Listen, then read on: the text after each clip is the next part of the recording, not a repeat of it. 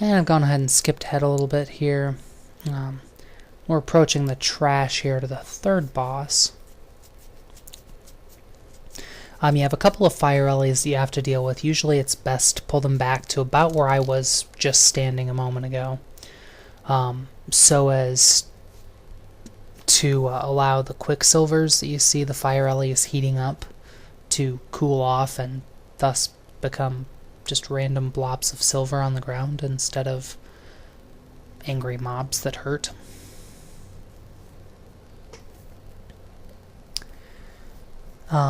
These particular mobs just pulse pretty steady AoE damage. They also do a debuff called Heat Exhaustion, which increases fire damage taken. So once you combine these guys with the quicksilvers, your tank can start getting rocked pretty hard.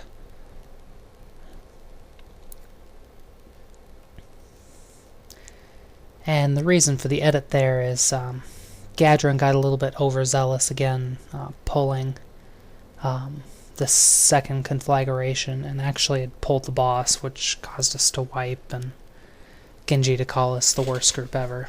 But beyond that,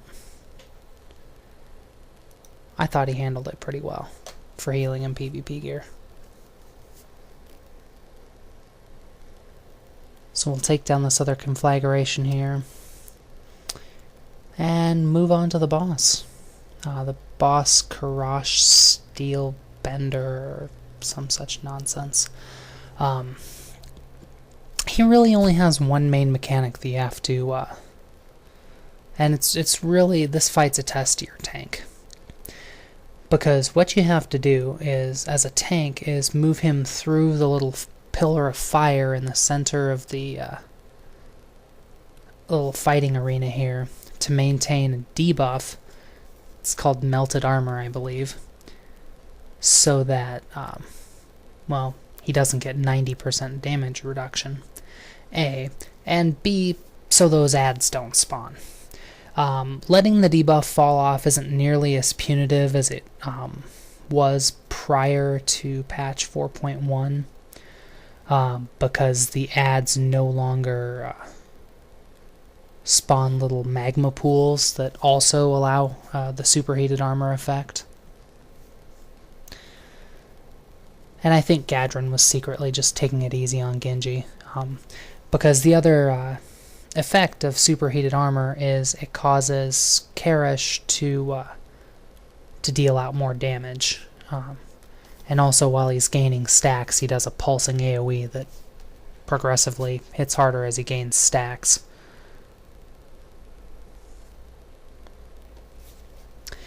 So as you can see, this kill takes a lot longer than the average kill because Gadron wasn't letting him go above 1 or 2 stacks.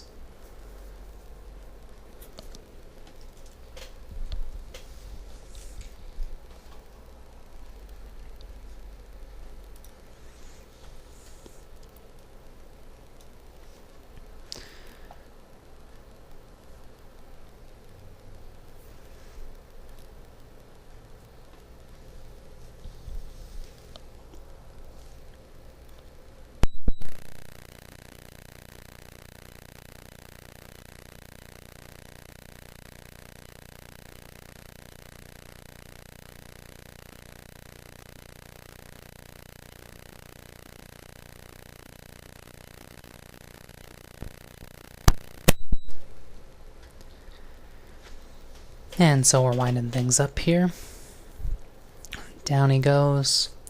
Everyone cheers.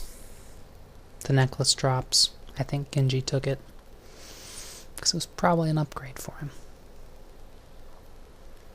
I might be done dogging on Gynji, but I'm not sure yet.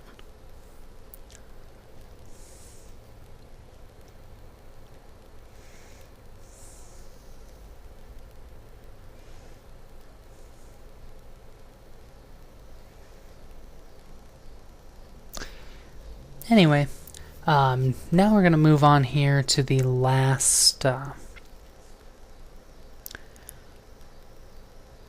couple of different types of trash. Maybe. Eventually.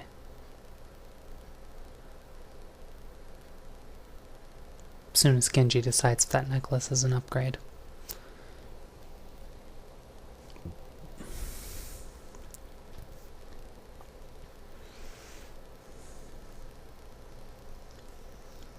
And I did, by the way. With this trash, there's 3 different types of mobs. The Twilight Obsidian Boar will wreck any DPS that tries to off-tank them. As long as you're interrupting their boar ability, they can't really do all that much.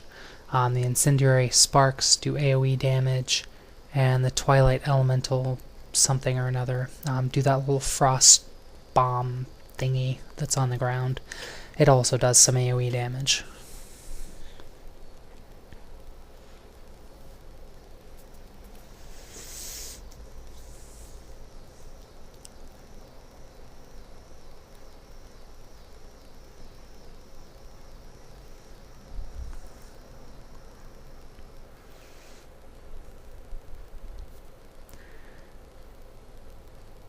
Then we have one other type of mob here, the Defiled Earth Rager.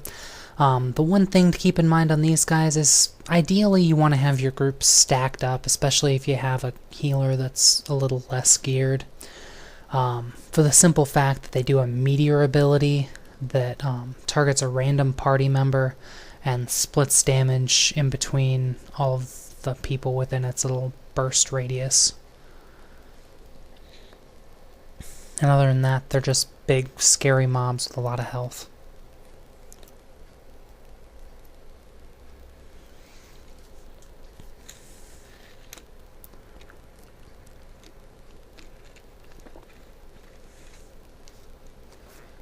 And as you can see, my throat was kind of scratchy when I recorded this, because you can probably hear me opening and closing my bottle.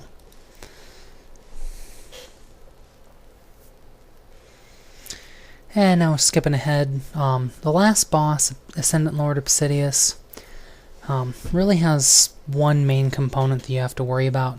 You're always going to have a DPS pull this boss, whoever is your assigned kiter. And basically, you're going to have a kiter that keeps aggro on the Shadows of Obsidius. 2 things to worry about as a kiter. One, you definitely want to do a better job than I did here at the beginning of this fight of staying more or less out of their range, because they'll put a stacking healing debuff on you that when it gets to 4 stacks, you won't be able to get healed, and that's problematic.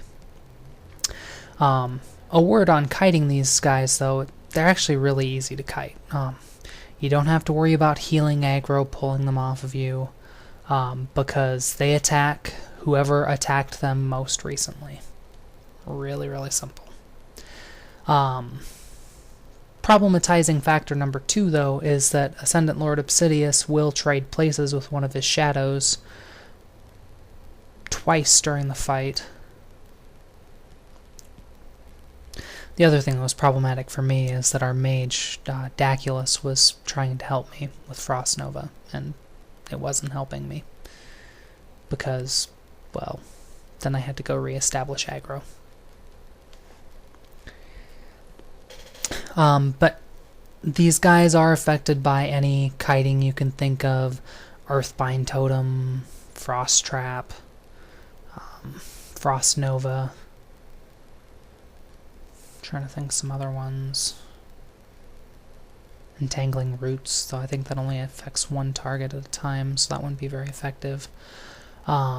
Blizzard would be another good one. Ideally, you want like an Enhancement Shaman, a Hunter, or a Mage of some description as your kiter, or Frost DK would be another one that would be good, because Howling Blast is going to be able to keep aggro, and then you can use Unholy Presence to run them around. I suppose I could talk about the boss a little bit. Ascendant Lord Obsidius, besides his little body doppelganger switch thingy, he'll put Twilight Corruption on a random target throughout the fight. It's a curse, does damage, hurts. If you have a decurse in the group, decurse it. Resto Shaman, Mage, Resto Druid. Actually, I think any druid class can decurse. He does a thunderclap that puts an obscenely huge slow on everyone affected by it. So your kiter ideally isn't running near the boss like I am, but, well, I've never claimed to be the greatest kiter in the world.